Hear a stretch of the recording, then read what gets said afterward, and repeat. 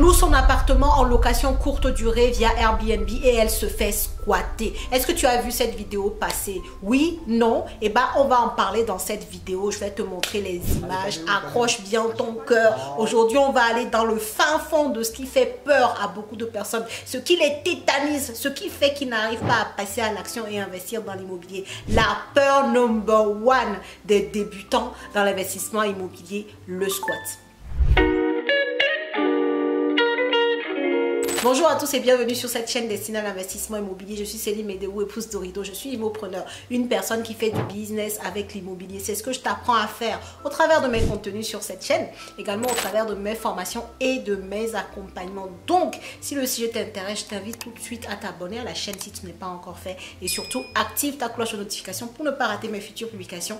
Et deuxième chose, regarde dans la barre de description de cette vidéo, tu trouveras des liens très intéressants, notamment ton lien vers ton cadeau de bienvenue, les 10 commandements de l'investissement immobilier rentable. Alors, aujourd'hui, on va parler d'un sujet qui a fait l'actualité pendant un moment. Si tu regardes un peu les vidéos, que ce soit sur YouTube ou que ce soit sur TikTok, tu as peut-être vu passer cette vidéo. Je vais te la mettre tout de suite sans tarder et ensuite on va débriefer dessus. Allez, calmez-vous, calmez-vous.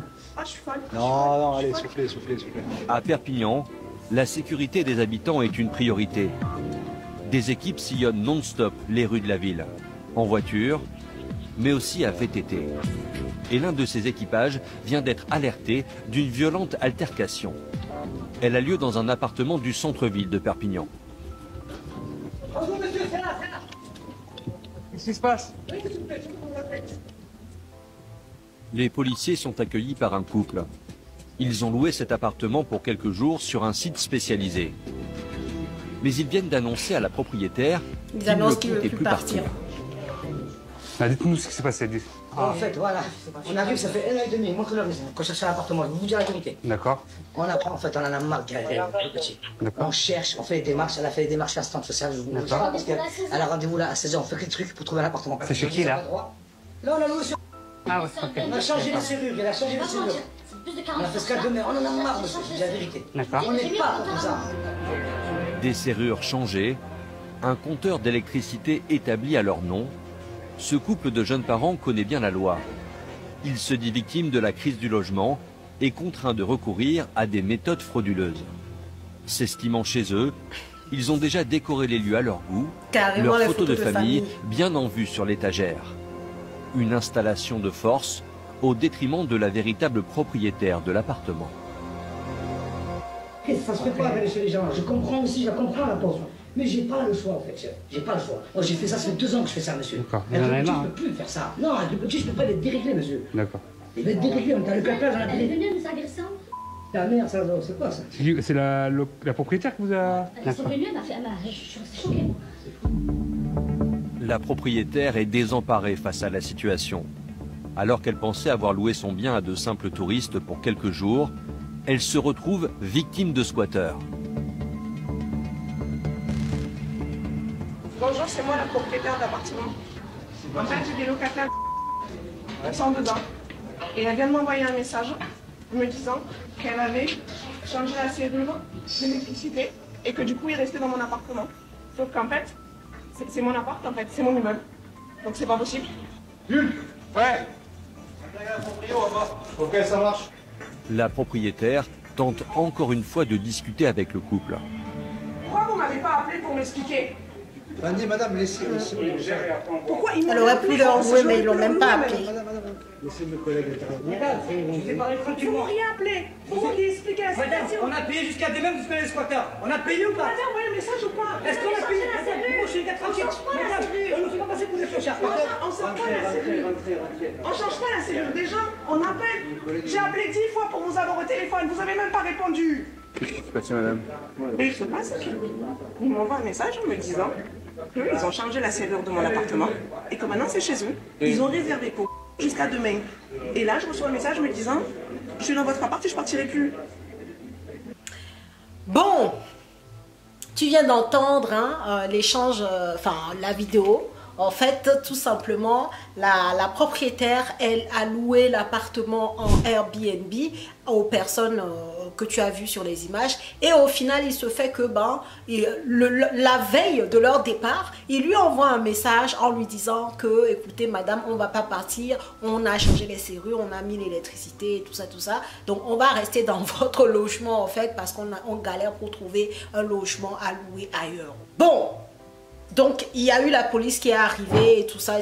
Donc, ça, c'est la peur bleue. D'ailleurs, dis-moi dans les commentaires, dis-moi un peu, quand tu vois ces images-là, qu'est-ce que ça te fait en fait? Quelle émotion ça te renvoie? Est-ce que tu te dis, voilà pourquoi je ne veux pas investir dans l'immobilier? Quelle émotion ça te ramène? Quelle est ta réflexion à la vue de ces images-là? Je pense que c'est important d'en parler. D'ailleurs, cette vidéo a été envoyée par une personne de la team Instagram que je remercie d'ailleurs parce que c'est l'une des peurs bleues des personnes qui n'arrivent pas à passer à l'action lorsqu'on parle d'investissement immobilier locatif. Les gens ont peur en fait de se faire squatter leurs biens immobiliers. Alors, il y a une chose que je veux préciser déjà en commençant déjà à débriefer sur la vidéo qu'on vient de voir. Souvent, vous avez peur des squats, d'accord? Mais il faut savoir que le squat, ce n'est pas que dans l'immobilier locatif. C'est-à-dire que tu pars en vacances, tu as un bien immobilier, tu peux tout aussi te faire squatter ton bien. Donc, si on part de ce principe-là, donc ça veut dire que tu as peur tout simplement de vivre quelque part. Parce que par définition, dès que tu n'es pas chez toi, tu as un faible pourcentage, mais il est quand même là cette probabilité de te faire squatter chez toi s'il n'y a pas de vie. Même des gens se font squatter des appartements, c'est pas que des maisons. Tu peux te faire squatter un appartement, comme tu peux te faire squatter une maison aussi parce que tu es parti en vacances par exemple. Donc tu vois déjà la peur par rapport à ça, c'est voilà, pour moi elle n'est pas très justifiée parce que peu importe où tu vis, tu peux te faire squatter. Qu'est-ce qu'il en sait la personne, le squatteur, si tu es propriétaire des lieux ou pas? Il n'en sait rien. Lui il voit un logement vide, il squatte tout simplement. Peut-être que tu es propriétaire, peut-être que tu es locataire, il n'en sait strictement rien. Donc revenons à nos moutons sur cette vidéo. Ce qui est sûr, c'est que elle est choquante, d'accord? Ça peut te mettre dans des états, ça peut te raviver la peur bleue du pourquoi, voilà, je n'investis pas dans l'immobilier. Mais ce que je veux te dire dans cette vidéo, c'est que en France, lorsque tu prends les cas de squat et un peu les cas des impayés aussi de plus de 1 mois, on est à 3% en fait du marché privé. 3%. Dans les 3%, tu as les biens squattés, toi les biens pour lesquels les gens ont plus d'1 mois d'impayés. 3% par rapport à la totalité des biens qui sont loués dans le privé. C'est juste comme ça en fait. Donc déjà redescends en pression par rapport à ça. Et la deuxième chose que je veux te dire, et après on ira vraiment sur comment elle aurait pu faire, voilà, parler un peu de ça, des solutions pour éviter ce genre de cas, sachant que le risque zéro n'existe pas. Mais la chose importante que je voulais que tu retiennes en fait de cette vidéo, c'est que il y a du risque partout en fait. Le matin quand tu sors de chez toi, tu peux traverser la route et faire un accident. Comme tu peux prendre ta voiture et faire un accident. Comme tu peux être en train de marcher tout simplement de ton côté sur le trottoir et faire un accident. Tous les jours de notre vie finalement, on expérimente un peu le risque en fait, la probabilité de faire des mauvais choix, d'être au mauvais endroit, au mauvais moment.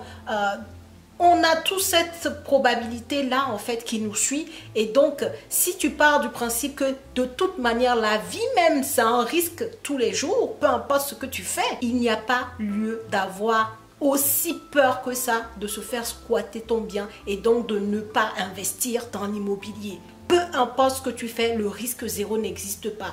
Désolé si tu pensais que j'allais te rassurer de fou, non, c'est pas... Non, le risque zéro n'existe pas. Et comme je te l'ai dit tout à l'heure, que tu sois locataire de ton bien, que tu sois propriétaire de ton bien, te faire squatter un bien, ça peut arriver à tout le monde. La probabilité, rassure-toi un peu, est très faible. Le nombre de biens qui sont squattés en France par rapport au nombre de biens où tout se passe bien, la probabilité est infime. Et je t'ai rappelé tout à l'heure, on est à 3% sur des biens immobiliers en France avec des loyers impayés. Et dans les 3%, tu as les biens squattés, donc les personnes qui viennent prendre de force le bien.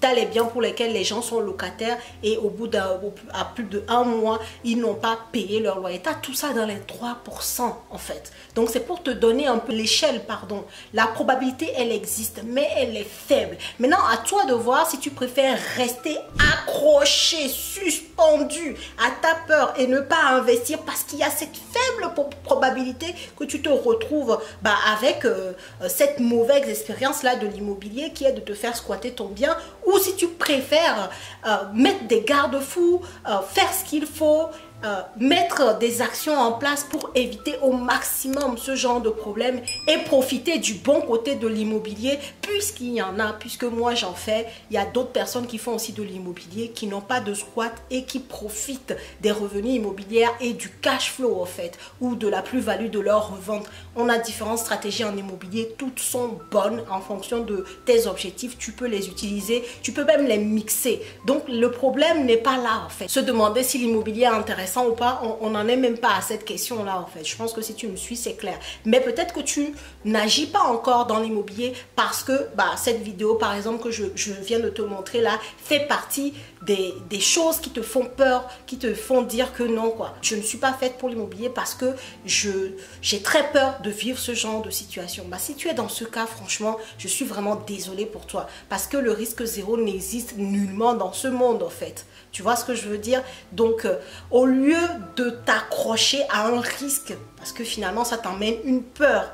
Et la peur, c'est quelque chose que tu n'as pas encore vécu. C'est juste une émotion liée à une probabilité. Enfin, c'est juste... quand tu réfléchis 2 secondes, est-ce que ça sert à quelque chose? Non, en fait. Donc, pour revenir au cas de cette dame, qu'est-ce qu'elle aurait pu faire? Lorsque tu mets ton bien, par exemple, en location sur Booking ou sur Airbnb, la première des choses, c'est de regarder un peu les avis par rapport à ce profil-là, voir si la personne a déjà eu des commentaires par rapport aux différentes locations qu'elle a eues. Si elle n'a pas encore eu des commentaires, pourquoi pas questionner? Éviter d'accepter automatiquement, par exemple. Il y a des gens qui programment sur ces sites-là l'acceptation automatique des réservations. Non, en fait, puisque là, ça veut dire que tu contrôles rien, quoi. La personne, si elle veut réserver, elle réserve tout de suite, basta. Moi, j'ai déjà fait des réservations comme ça où je réserve et la personne, elle ne valide même pas. C'est moi qui décide de réserver et boum, ça passe. Alors que tu as aussi ce choix-là de pouvoir valider les réservations avant que les personnes ne viennent dans ton logement. Donc, n'hésite pas à faire plutôt ça parce que ça te fait un petit travail, mais ça te permet également de filtrer en fait les profils qui arrivent dans ton logement. D'accord? Ça, c'est quelque chose qu'elle aurait pu faire. Je ne sais pas si elle l'a fait, je ne veux pas dire qu'elle aurait pu faire. C'est quelque chose qui est possible de faire, de filtrer un peu les profils qui peuvent arriver dans ton logement. Mais clairement, tu ne peux pas savoir, même en filtrant, d'accord, la personne elle a pu faire d'autres réservations et que tout s'est bien passé et que arrivé à toi ton bien, elle décide comme ce couple-là de squatter. Peut-être qu'ils ont déjà fait des Airbnb auparavant et que celui-là, à ce moment-là, il décide de squatter. C'est pour ça que je te disais tout à l'heure que le risque zéro n'existe pas. Ce risque-là, tu dois le prendre comme ça en fait. C'est ça que je veux que tu retiennes en fait. Ça, c'est le risque en fait, c'est le risque, tu dois le prendre comme ça. Il est très infime que ça t'arrive, mais ce sont des probabilités. À ce moment-là, tu enclenches les processus comme elle l'a fait, elle a appelé la police, enfin voilà, elle suit le processus et ça va se finir, ça va se terminer de toute manière. Maintenant, venir te dire que non, jamais, ça ne va jamais t'arriver, oublie ce risque, c'est pas possible ou quoi. Non, en fait, ce sont des choses qui peuvent arriver dans l'immobilier, il faut composer avec, d'accord? Comme tu peux, je touche du bois, on peut faire un accident, on peut tomber malade, c'est ça en fait, la vie, on est en permanence entouré de risques. Maintenant, on arrive à passer outre, à les limiter, à les éviter et tout ça, donc c'est ça qu'on fait en fait. Et même dans l'immobilier, on ne déroge pas à la règle, on est entouré de risques, mais par nos actions, on arrive à les limiter, à les éviter, à les atténuer, etc., etc. Donc, voilà ce que je voulais te dire dans cette vidéo. N'hésite pas à me mettre en commentaire la place de la dame, qu'est-ce que tu aurais fait? Est-ce que tu aurais fait comme elle? Tu vois, elle était un peu dans tous ses états, hein? Mais ça va se solder pour elle. Ça s'est soldé d'ailleurs pour elle, je pense bien. N'hésite pas à me dire ce que tu en penses. Est-ce que c'est vraiment aussi toi ta peur dans l'immobilier? C'est ce qui fait que tu ne passes pas à l'action. Vraiment, si c'est ça qui fait que tu ne passes pas à l'action, désolé de te dire que tu vas attendre encore longtemps parce que le risque zéro n'existe juste pas. Si tu veux vivre dans un monde où tu es sûr que... On n'est pas dans un monde de bisounours en fait. Que tu sortes, tu ne sortes pas, tu peux être chez toi et faire un accident, tu peux être dans ta cuisine, il y a des gens qui sont dans leur cuisine, boum, ils se font électrocuter.